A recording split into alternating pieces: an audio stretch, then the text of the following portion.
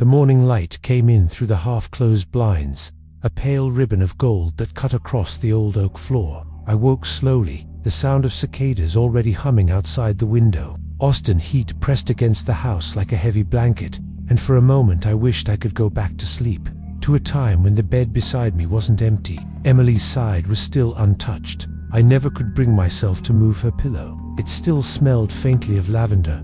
I sat up, bones protesting, and waited for the dizziness to pass. 70 years old and still waking before the alarm. Habit was a hard thing to break. I shuffled to the kitchen and filled the kettle, my eyes brushing over the stack of unopened mail on the counter. Another letter from Titan Capital Group sat on top, the logo glinting in blue ink. I didn't need to open it to know what it said. They wanted money. They wanted a house I never agreed to put on loan.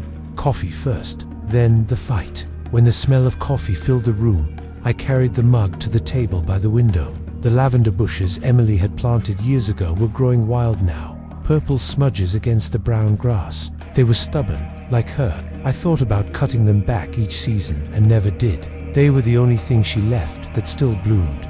I reached for the letter and tore it open. The same words as before: payment overdue, foreclosure pending. The paper felt thin between my fingers, like it might tear with one wrong breath. The numbers printed there made no sense. I hadn't borrowed a cent. I hadn't signed a think, at least. That's what I believed until the day I saw my own signature at the bottom of a document I didn't remember. I leaned back and stared at the wall clock ticking. Somewhere inside, the engineer part of me started calculating against Timeline's probabilities, the way I used to when a bridge design didn't add up. It had been 3 months since Ethan came with the papers. My son, full of confidence and charm, had shown up with his wife Olivia and a folder full of business documents. He said it was about Gates Innovations, LLC, and that it would make tax filing easier. Just sign here, Dad, he'd said. You don't have to worry about a thing. I signed because that's what fathers do. They trust their sons. Now the bank claimed I had taken a $7,100,050,000 mortgage against the house. My hands tightened around the mug. The steam curled into the air and vanished. That evening, I walked next door to George McQueen's place. George was fixing his fence, sleeves rolled up, old marine tattoos fading under the sun. He was in his mid-60s, but still moved like someone half his age. You look rough, David, he said, driving another nail into the post. What's going on? I handed him the letter. He squinted, then let out a low whistle. That's a big one. You sure you didn't sign something funny? I thought it was just a form for Ethan's company. George wiped his forehead with his sleeve. Family or not, you better dig into this. I've seen sons do worse when money's involved. The words stung more than they should have. I thanked him and went back home. That night, I called Titan Capital. A woman's voice answered, polite, efficient, and cold. I explained the situation, that there had to be some mistake. She checked the file and came back with the same rehearsed line. Everything appears valid. Mr. Trump, you'll need to contact your legal representative. Legal representative. I hadn't spoken to Evelyn Roberts in years, not since Emily's will was settled. She was sharp, methodical, the kind of lawyer who always knew what page of the law she was on. The next morning, I dug up her number and called. David Trump, she said when I introduced myself. It's been a long time. I wish I were calling for better reasons, I said. I think my son tricked me into signing over my house. There was a pause, the sound of papers shifting. Bring everything you have, she said finally. We'll start there. Her office downtown smelled like old books and polished wood. Evelyn looked exactly the same, short grey hair, thin glasses, eyes that could pin a person to their chair. I handed her the folder Titan Capital had sent. She went through it slowly, tracing the signature with her finger. It's your signature, she said, but this power of attorney has been modified. The clauses here give full financial control, not just property management. I felt the floor tilt slightly beneath me. Modified how? Someone altered the wording after you signed. Brenda Littlefield notarized it. Yes, I nodded. She's Olivia's friend. Evelyn sighed. That explains it. Brenda's record isn't clean. We can prove tampering, but it'll take time. We'll need copies from Titan Capital's internal files. I'll do whatever it takes. She closed the folder and met my eyes. Then prepare yourself. This will get personal. Back home, I wandered through the empty rooms, the evening light turning everything gold. Pictures of Ethan as a boy lined the hallway, his first bike, his graduation, the day he opened his company. I stopped at one from his wedding day. Olivia in white, Ethan smiling like he owned the world. I remembered giving him my father's watch that morning. It was supposed to mean something. In the backyard, the lavender moved in the wind. I crouched and brushed the soil near the foundation. Something caught my aja patch where the dirt had been disturbed recently. I scraped a bit into an old jar and labeled it, old habits kicking in. The next day I mailed it to Mark Peterson, a geotechnical engineer I'd worked with years ago. I didn't explain much, only that I needed an analysis. A week later he called. David, who's been poking around your property. What do you mean? Someone drilled core samples near your foundation. That's what banks do before approving a mortgage. They check structural stability. My chest tightened. Then it's true, I'm afraid so. Whoever did it knew what they were doing. Thanks, Mark, I said quietly. You've helped more than you know.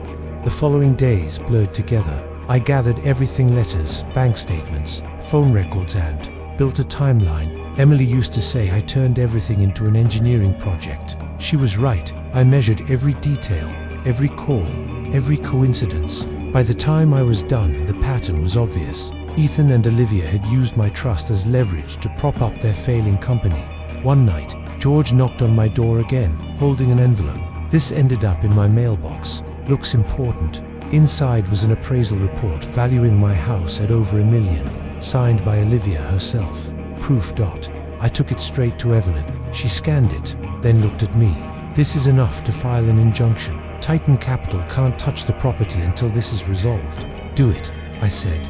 Over the next few weeks, I lived between her office and my house. Evelyn prepared the case. Mark submitted his analysis. Brenda was subpoenaed. Under questioning, she admitted she had notarized the papers without checking the final text. It was a small victory, but it felt like the first crack in a massive wall. Then Ethan called. Dad, can we meet? His voice was calm, too calm. We met at a cafe near downtown. He arrived in a perfect navy suit, looking every bit the executive. Olivia sat beside him, smile, polite, eyes unreadable. For a moment, I almost believed we could talk like a family. Dad, Ethan began, you've misunderstood everything. The loan was temporary. The company just needed liquidity. You used my house, I said evenly. It's collateral, it's business, it's theft. Olivia leaned forward. David, please, you'll get your money back. You don't even live off the whole property anymore. I stared at her. That house is the last piece of my wife I have left. Ethan's jaw tightened. You're overreacting. Maybe I am, I said, but at least I can still sleep at night. He stood abruptly. If you drag this into court, you'll regret it. I watched them leave, the bell over the door jingling softly. The anger didn't come right away. What I felt first was grief, the quiet kind that fills the lungs until you can't breathe. That night, I sat at my old drafting table and opened my father's brass compass. The needle trembled, then settled north. Direction, I thought. You can lose everything else, but you keep your direction. I called Evelyn the next morning, filed the case, and so it began. The hearings were long, the process slow. Titan Capital fought back with expensive lawyers and polished arguments, but Evelyn was relentless. She laid out every inconsistency, every time stamp, every forged clause. Mark testified about the drilling. Brenda's confession sealed the rest. When Ethan took the stand, he wouldn't look at me. His voice was flat, rehearsed. My father knew what he was signing.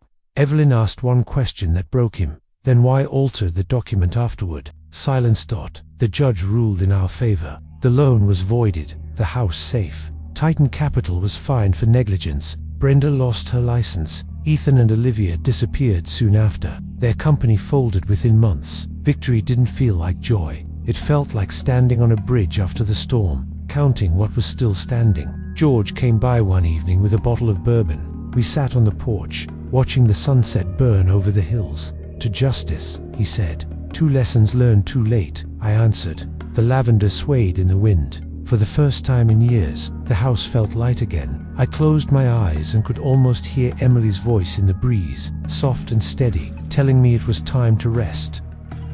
The days that followed the court ruling were quiet in a way I hadn't felt in years. For weeks, my life had been nothing but hearings, lawyers, and endless anxiety. When it was finally over, The silence that replaced all that noise felt almost foreign. I woke up each morning expecting to hear my phone ring with another demand, another document to sign, another crisis to manage. But the calls never came. Titan Capital was finished with me. Ethan and Olivia had vanished. The house, for all its cracks and creaks, was mine again. Still, victory didn't erase the ache. Every room held ghosts. Emily's laughter seemed to live in the walls, faint but constant, like an echo that refused to fade. I spent mornings on the porch, watching the light spill across the yard, the lavender bending under the wind. The air smelled of summer and old wood. George stopped by sometimes, bringing his newspaper and that rough humor only he could get away with. "You did good, old man," he said one morning. "Not many could have fought a beast like that and won." "Winning doesn't feel much like it used to," I said. "Feels more like surviving." George nodded. "That's what winning really is."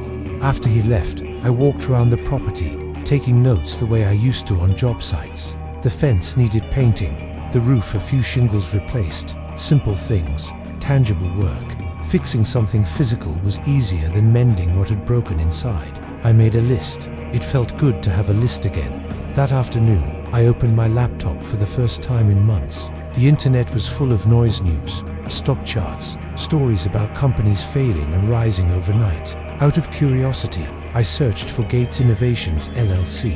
The result page was almost empty. No new posts, no updates, no contact information, just a small note from a business directory. Operations suspended pending financial review. I stared at it for a long time. My son's dream, my son's betrayal reduced to a sentence. The next morning, I found a letter in the mailbox. No return address. Inside was a single page, folded neatly. The handwriting was Ethan's. Asterisk, Dad, I know you probably hate me, and I can't blame you. I messed up.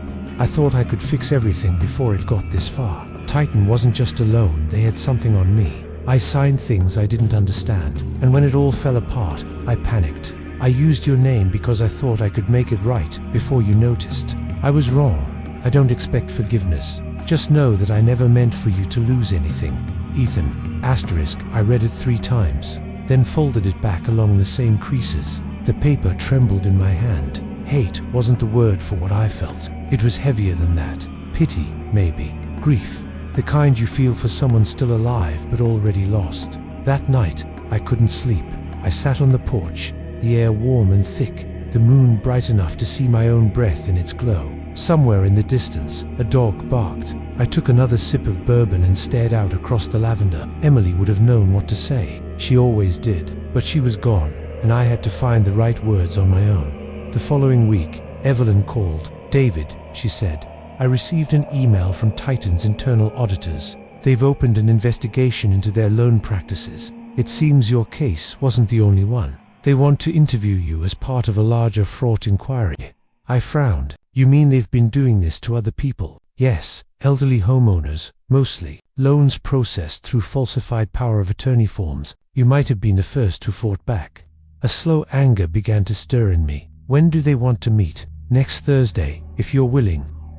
If I could stop them from doing this to someone else, I would. Not for revenge, but because no one should go through the months of humiliation I did being told you were crazy, that you signed your own ruin.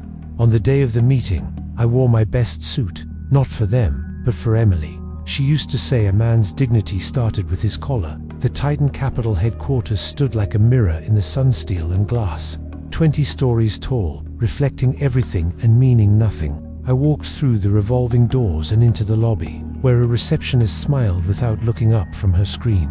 An investigator named Ryan met me upstairs. He was young, polite, dressed like you wanted to be older. "Mr. Trump, thank you for coming.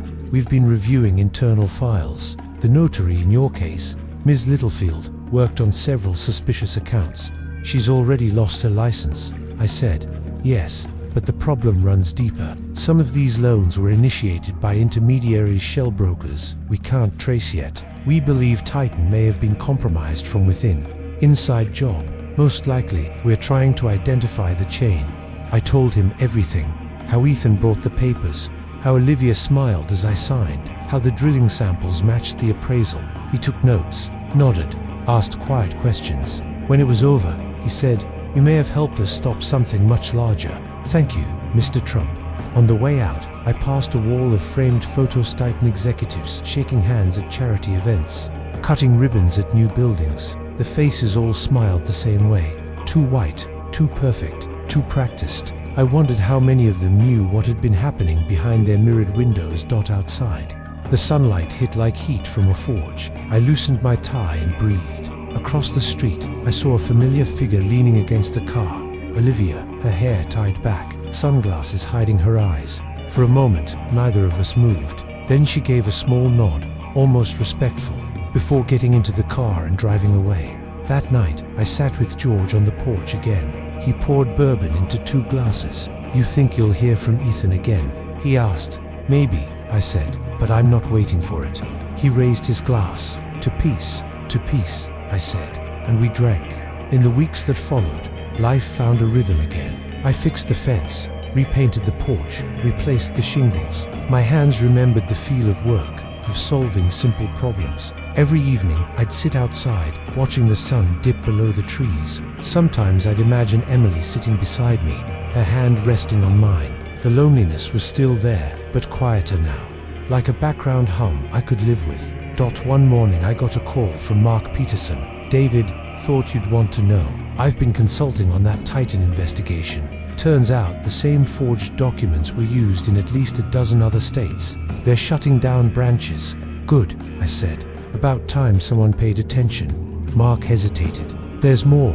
The forensic accountants found internal memos signed by someone at Gates Innovations, someone named Olivia Monroe." The words hit like a hammer. "You're saying she worked with Titan?" "Looks that way. She helped coordinate the appraisals and transfer paperwork." I hung up without saying goodbye. The quiet of the house suddenly felt heavier. For weeks, I'd tried to believe that Ethan had been the weak one, manipulated by someone smarter, colder. But maybe he wasn't the only one who knew. Maybe he and Olivia had been in it together from the start. That evening, I opened Ethan's letter again. This time, I noticed something I hadn't before, a small smudge of ink near the bottom, like someone had tried to erase a word. I held it under the light. Beneath the smudge, faint but visible, was a second signature. Olivia's eyes sat back in the chair, the truth settling in like dust. She had read the letter, maybe even written it. The apology wasn't just his. I don't know how long I sat there. The clock ticked softly in the kitchen. Outside, the lavender bent under the breeze, purple against the dying light. At some point, I whispered, "You almost had me again."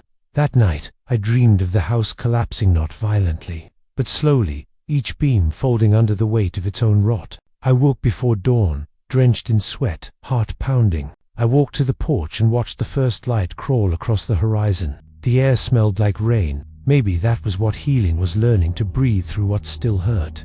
The next day, I drove to the edge of town, to the old industrial park where Ethan had rented his first office. The sign for Gates Innovations was still there, faded and half fallen. I parked and got out. The building was empty now, windows boarded, but the front door was unlocked. Inside, dust lay thick on the floor. Papers were scattered, a few broken chairs overturned. On a desk near the back, I found a framed photo: Ethan, Olivia, and me at the ribbon cutting. We were all smiling. For a long time, I just looked at it. Then, I set it face down. When I got home that evening, I burned the letter in the fireplace. The flames curled around the paper, devouring every line, every apology, every lie. When it was done, I opened the window. The smoke drifted into the night, disappearing into the dark like everything else I'd lost. I didn't feel lighter, exactly, but I felt finished. That night, before bed, I wrote one line in my notebook: "You can't rebuild what was never honest." Then I closed it, turned off the light, and listened to the sound of the house settling around me, the quiet breathing of a place finally at rest.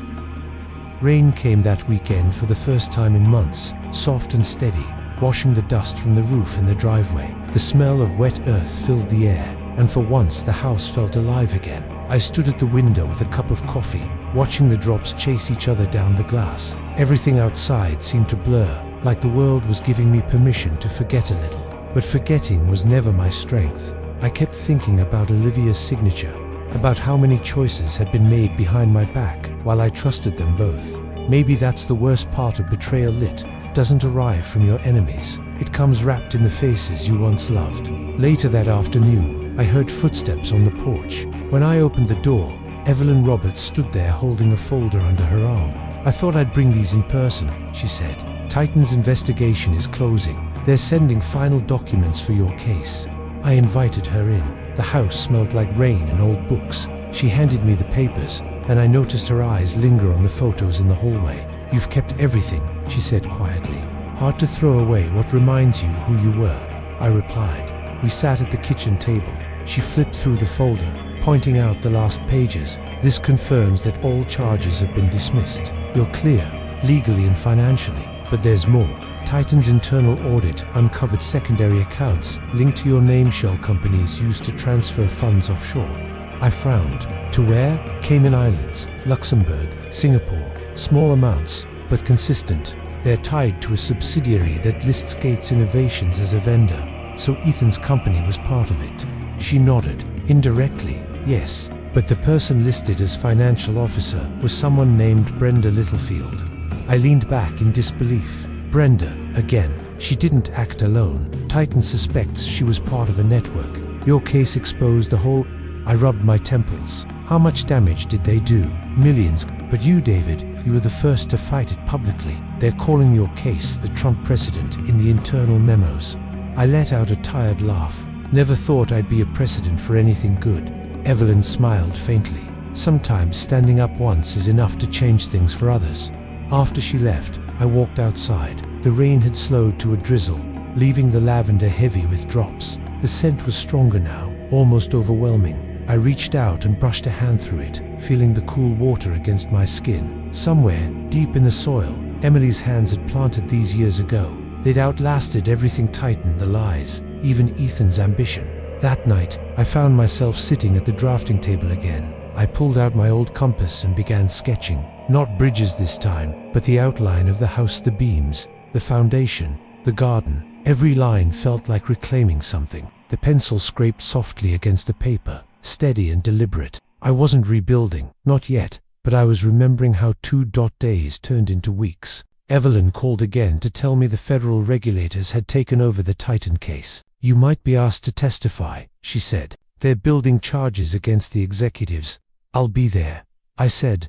In the meantime, I started volunteering at a community legal clinic downtown. Evelyn introduced me to them. They helped seniors who had been defrauded, people like me, who had trusted to ICE. I taught them how to organize paperwork, how to check for altered signatures. The first time an old woman cried because she'd found proof of forgery, I realized that maybe purpose didn't end with age. Sometimes it just changed form. One evening, as I locked up the clinic, a car pulled up to the curb. The headlights stayed on, blinding for a second, and then a figure stepped out. Ethan Dot. He looked different, thinner, older. The confidence that once defined him had been replaced by something quieter. "Dad," he said softly. I stood there, unsure whether to move closer or walk away. "I heard about the Titan investigation," he continued. "They came to me. I told them everything. Olivia's gun left the country before the subpoenas hit. I didn't follow. I didn't answer." The rain started again, pattering against the hood of his car. "I don't expect you to forgive me," he said. "I just wanted you to know I'm trying to fix what I can." "Fixing starts with truth," I said. He nodded, eyes down. "Then that's where I'll start." Before I could reply, he got back into the car and drove off into the rain. The taillights disappeared down the street like fading embers. When I got home, the house felt different, not lighter, but quieter, as if it had exhaled something it had been holding for years. I poured a drink and sat by the window, watching the rain blur the lights outside. The world kept moving. Maybe that was enough. The next morning, George came over again, holding a newspaper. "You made the front page," he said with a grin. The headline read, "Local engineer helps expose national fraud ring." Underneath was a photo of me and Evelyn standing outside the courthouse. I almost didn't recognize myself there. Was a steadiness in my eyes I hadn't seen in a long time. "You're famous now," George teased. "I'm retired." "Not famous," I said, but couldn't help smiling. We spent the rest of the morning fixing the gutters. Simple work, good work, the kind that reminded me the world didn't revolve around loss. Sometimes it just needed hands willing to keep it standing. That night, I dreamed of a bridge, long, narrow, stretching across water so still it looked like glass. On the other side, Emily waited, smiling. She said nothing, just reached out a hand. When I awoke, the room was filled with early sunlight, soft and gold. For the first time in years, the day didn't feel heavy. I decided to visit the hill by the lake, the place Emily and I used to picnic when Ethan was small. The grass was tall now, the bench half buried in wildflowers. I sat there for a long time, thinking of everything that had come and gone, of how small the world becomes when you stop chasing it. When I returned home, there was another letter in the mailbox. This one from Titan's legal department, thanking me for my cooperation and enclosing a settlement check. I didn't even open it fully. I knew it wasn't about the money anymore. I set it in a drawer and went back outside. Evening lights spread over the yard. The lavender shone silver in the dusk. I thought of Ethan somewhere out there, starting over. I thought of Olivia, lost to her own ambition. I thought of Emily, whose memory kept me standing through storms I never thought I could endure. The house creaked softly as the wind picked up. I smiled, tracing my hand along the railing of the porch. Every scar on the wood told a story of something that had survived. Sometimes, victory isn't loud. It's quiet, steady, and full of breath. It's waking up each day knowing you still have a place in the world. I closed the door behind me and turned off the lights, letting the moon spill through the windows. The house was no longer a battleground. It was home again. The first autumn after the case felt strangely quiet. The city had begun to shift toward cooler winds, leaves drifting across the sidewalks like small golden reminders that time still moved forward. I had learned to live with silence again, to hear it not as absence but as presence, a kind of peace that didn't demand anything. My days settled into a rhythm. Mornings spent walking along the lake, afternoons at the community clinic, evenings with a book and a cup of coffee. People started calling me Mr. Trump from the clinic, as if that was who I had always been. I didn't correct them. The man I used to be, engineer, husband, father, had already lived his story. This was someone quieter, steadier. One afternoon, as I was filing forms at the clinic, a volunteer named Clara approached me. She was young, maybe 30, with the kind of optimism that made people want to stand a little straighter. "Mr. Trump," she said, "someone dropped this off for you."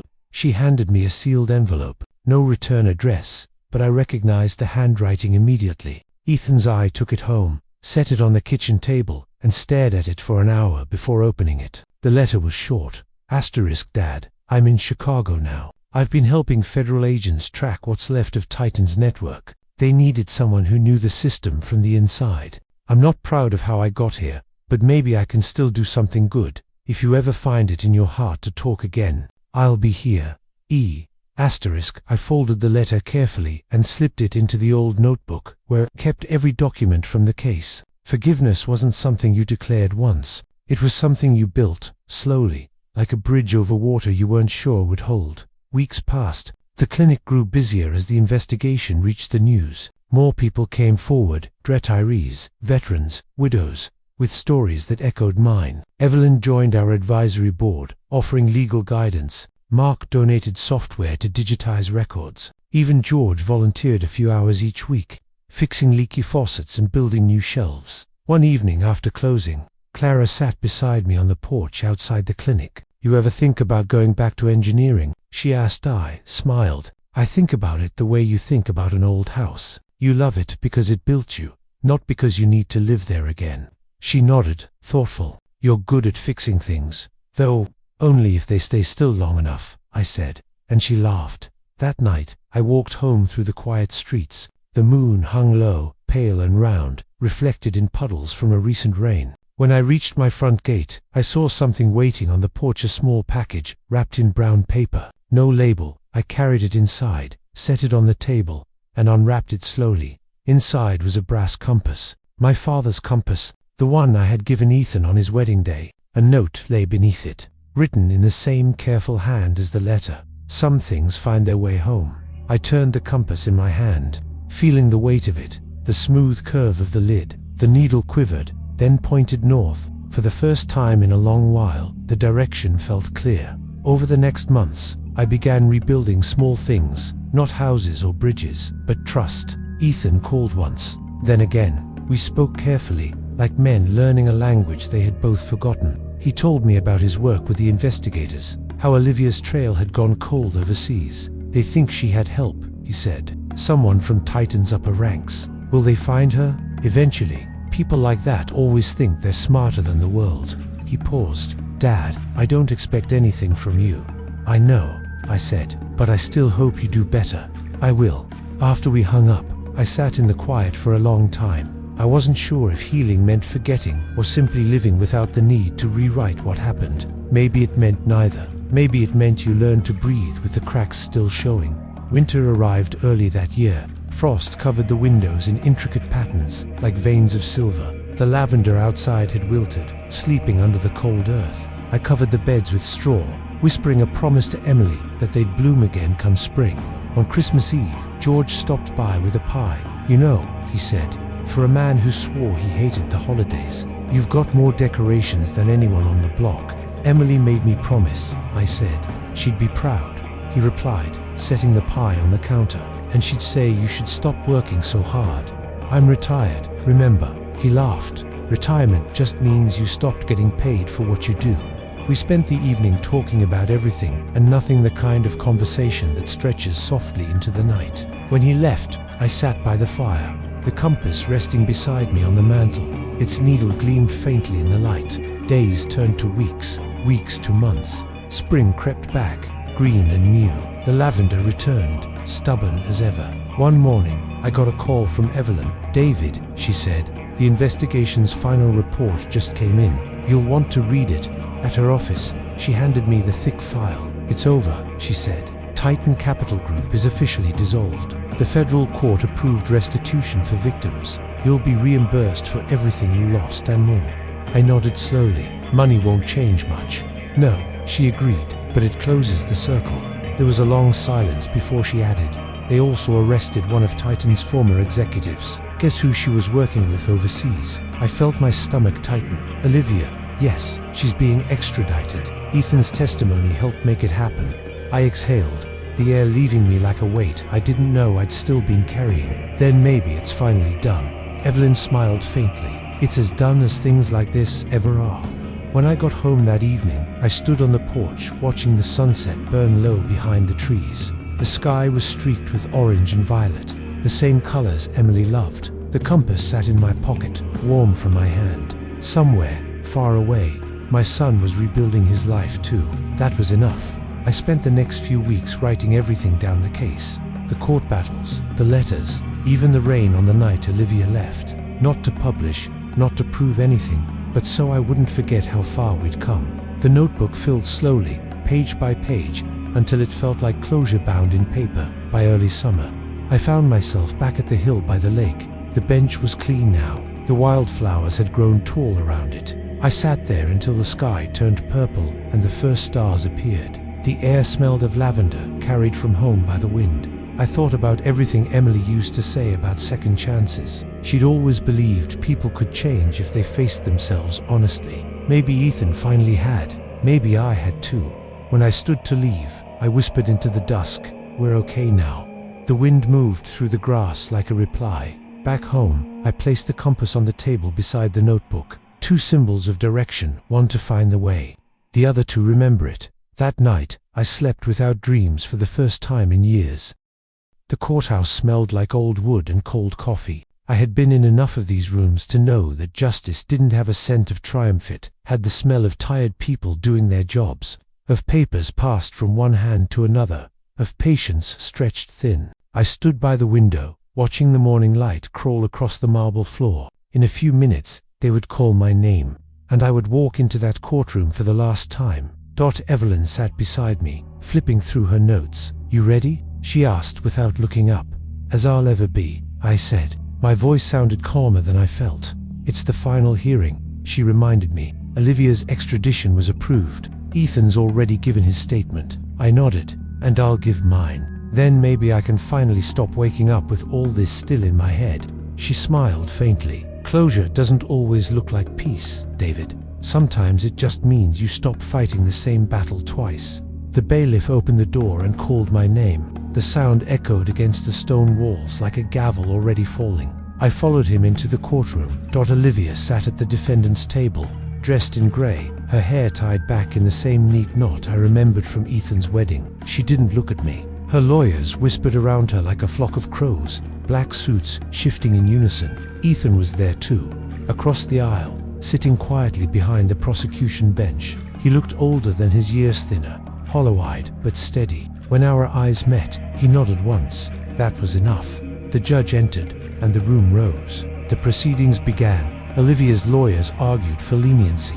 The prosecution outlined the scope of Titan's fraud. Evelyn presented evidence of forged signatures and falsified loans. It was all familiar by no documents I had read, statements I had given, words I had already said. But when they asked me to take the stand, my knees still felt weak. I raised my hand, swore the oath, and sat down. The microphone crackled softly. "Mr. Trump," the prosecutor began, "can you describe, in your own words, what this experience has meant to you?" I took a deep breath. It meant losing everything I thought was safe. My home, my savings, my trust. It meant learning that the people closest to me weren't who I believed they were. And it meant deciding whether I wanted to spend the rest of my life angry or try to live again. "Do you hold the defendant responsible?" "Yes," I said, "but not just her. Everyone who saw what was happening and looked the other way. People in suits who thought numbers mattered more than names." There was a murmur in the courtroom. The judge tapped his gavel lightly. The prosecutor nodded. No further questions. Evelyn leaned toward me from her seat. "That was enough," she whispered. "You said what needed saying." When I stepped down, Olivia finally looked up. For a moment, our eyes met. There was no hatred in hers, no arrogance, just emptiness. She looked like someone who had run out of lies to tell herself. After the hearing, I walked outside. The air smelled like rain again. Reporters clustered near the steps, their cameras flashing. I kept walking. Ethan caught up with me a few blocks away. "You did good in there," he said. "I didn't do it for them," I replied. "I did it so I could stop carrying it." He nodded. We walked in silence for a while, the city humming around us. Finally, he said, "They offered me a deal to help with future investigations. I think I'm going to take it." "Good," I said. "Maybe that's your bridge back. I don't deserve one. Maybe not, but you can still build it." He smiled faintly, the first real smile I'd seen on his face in years. Then he left, and I let him go. That night, I returned home to a quiet house. The lavender outside had begun to bloom again, purple and full. I opened the window, letting the scent drift in. The compass sat on the table beside the notebook. Its needle pointed north as always, but I no longer needed it to tell me where I was. Over the next few months, life slowly reshaped itself. The community clinic expanded. We started offering workshops on fraud prevention, legal rights, and home ownership. Evelyn taught classes twice a week. George handled maintenance. Clara became the new director. I found myself giving talks, too, though I never planned to. People wanted to hear how someone like me, just a retired engineer, had stood up to a company like Titan. I told them the truth, that courage isn't the absence of fear. It's the decision to keep going when fear has already moved in. One evening after a long day at the clinic, I came home to find a letter waiting. It was from Ethan, postmarked 2 weeks earlier. Dad, they offered me a position in a new financial integrity unit. I'll be working to track fraudulent lending operations. It's not glamorous, but it's something real. I thought you'd want to know. Thank you for not giving up on me, even when I gave you every reason to. I read it twice, then set it beside the compass. Maybe that was forgiveness, not a grand declaration, but the quiet acceptance that someone you love is still trying. Weeks later, Evelyn invited me to a dinner celebrating the closure of the Titan investigation. "You're the guest of honor," she said, "whether you like it or not." The event was held at a small restaurant downtown. Nothing fancy, just good food, soft lighting, laughter that didn't sound rehearsed. Mark was there, telling stories about our old engineering days. George complained about the city's property taxes. Clara toasted to justice that smells like coffee and sweat, not perfume. Everyone laughed. I did too. When it was over, Evelyn handed me a framed document. Inside was a printed copy of the final judgment from the Titan case, signed and sealed. "Keep it," she said. "Proof that even the system gets it right sometimes." I looked at it for a long moment. "Thank you," I said softly. After the dinner, I walked alone through the city. The night was warm, the streets slick from earlier rain. Neon signs reflected off the puddles like scattered stars. I found myself standing outside Titan's old headquarters now, empty, windows dark. A for lease sign hung crookedly across the front door. For a long moment, I just stared, then whispered, "You took enough," and I turned away. Back home, I poured a small drink and sat on the porch. The air smelled of wet earth and blooming lavender. Somewhere in the distance, thunder rolled, low and soft. I thought about everything that had happened, about trust and loss, and the long road between them. I thought about Emily and how she'd always believed in redemption, even for the broken ones. Maybe she was right. I closed my eyes and listened to the rain begin again, each drop tapping against the roof like a heartbeat. For the first time, it didn't sound like a reminder of what I'd lost. It sounded like life continuing, steady and unafraid. The weeks after the final hearing passed in a blur of calm. It was strange how life could return to ordinary things so quickly after surviving a storm. I found myself waking up with sunlight on the curtains again, instead of dread in my stomach. The sound of the kettle, the smell of coffee, even the creak of the porch boards, all of it felt like small pieces of a world I had almost forgotten how to live in. Sometimes, I still dreamt about the courtroom, not the noise or the verdict, but the moment after the silence when everyone had left, and I sat there alone. It wasn't victory I felt. It was release, the soft collapse of something too heavy to carry any longer. Ethan called once every few weeks. The conversations were brief but real. He told me about his work, about testifying in other cases. "It's strange," he said once, "building something by dismantling what you helped break. That's how bridges work." I told him, "You start with the wreckage of what fell and figure out how to span the gap again." He laughed quietly. "I guess you'd know. We didn't talk about forgiveness anymore. We didn't need to. It lived in the space between our words."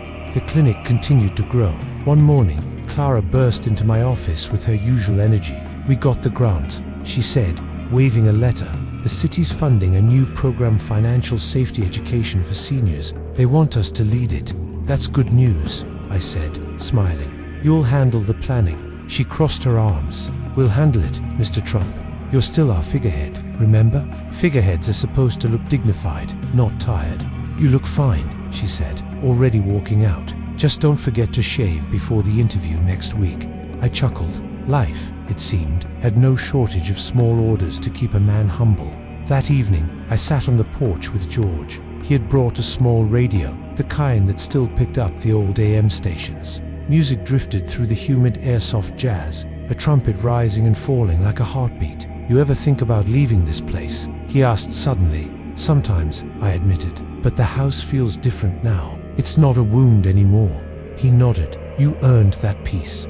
We sat in silence, listening to the cicadas hum in the trees. The lavender swayed under the porch light, silver in the dark. The air was warm and thick with summer. I could almost feel Emily there beside me. The thought didn't hurt anymore. It just felt steady, like memory choosing to stay kind. A few weeks later, I received an invitation from the Department of Justice. They wanted to recognize citizens who had contributed to major financial crime investigations. "Public service acknowledgement," Evelyn explained over the phone. "They're hosting a small ceremony in Washington." "I don't do speeches," I said. "You won't have to. Just shake hands, take a photo, smile politely. Let them pretend the world works the way it should."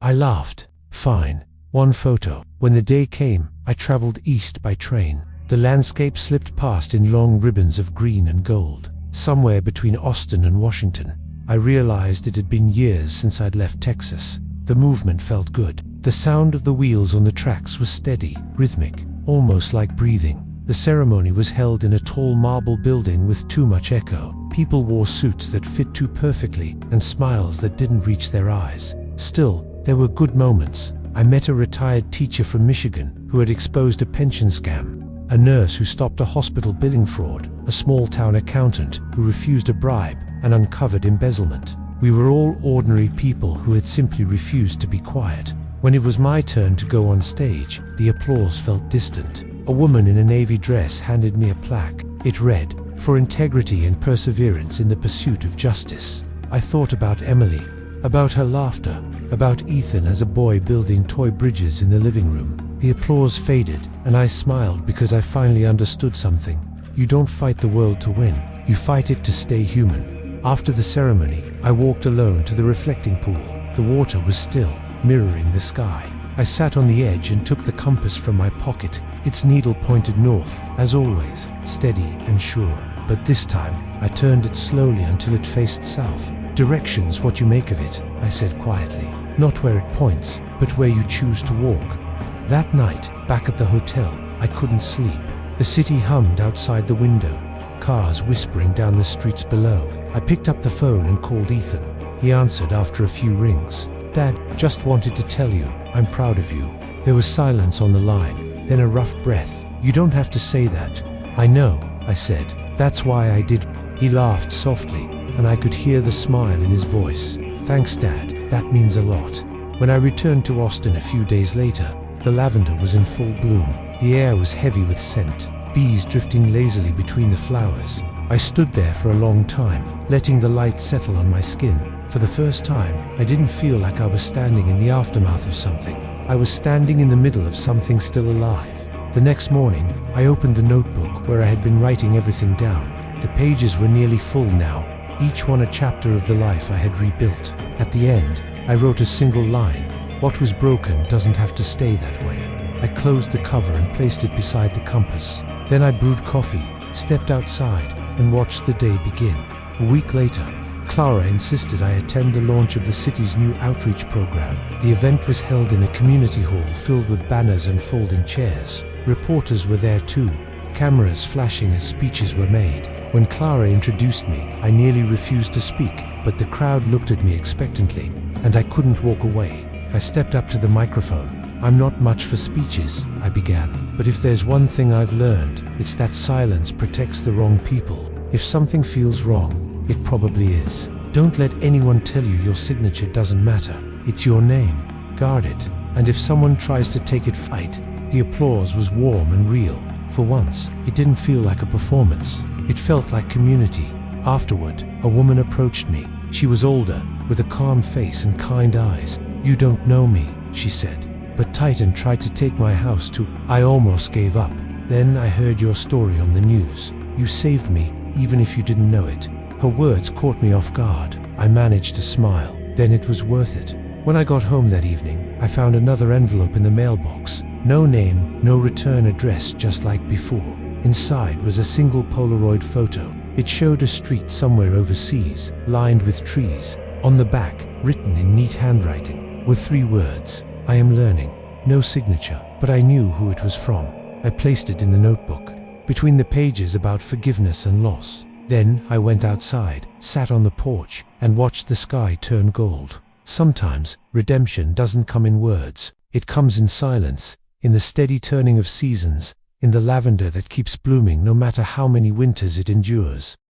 The summer heat rolled over Austin in slow waves, shimmering above the asphalt. The air carried the faint scent of dust and cut grass, of something ending and something beginning. I spent most mornings tending the garden. The lavender had become thicker than ever, spreading across the fence line like a purple tide. George joked that I should start selling it by the bundle, but I liked it just where it was, a living reminder that even roots damaged by storms can grow back stronger. The clinic's new program was in full swing. Each week brought fresh faces, people coming in with stacks of papers and stories that began the same way mine once did. I just signed what they told me. I listened, helped where I could, and reminded them that it wasn't stupidity, it was trust. And trust, once broken, takes time to rebuild. Evelyn stopped by one afternoon after court.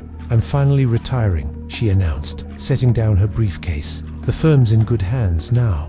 "You'll last a month," I teased. "2, maybe. Then I'll start driving everyone crazy volunteering here."